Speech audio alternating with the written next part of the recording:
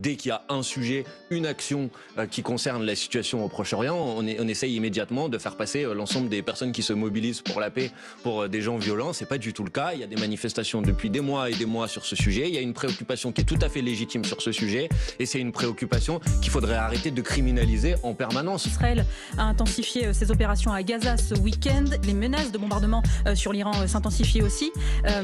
Emmanuel Macron, qu'est-ce qu'il doit faire ? Il doit enfin prendre des décisions, en fait, parce que ça fait depuis 2 ans que Emmanuel Macron, il parle.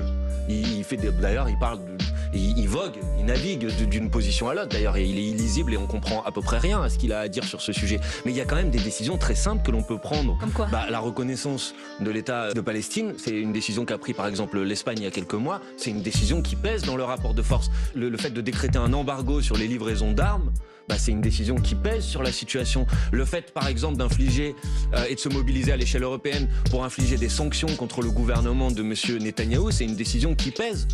Donc, pourquoi on fait rien ? Je veux dire, l'Union européenne a été capable d'infliger des sanctions contre Vladimir Poutine immédiatement.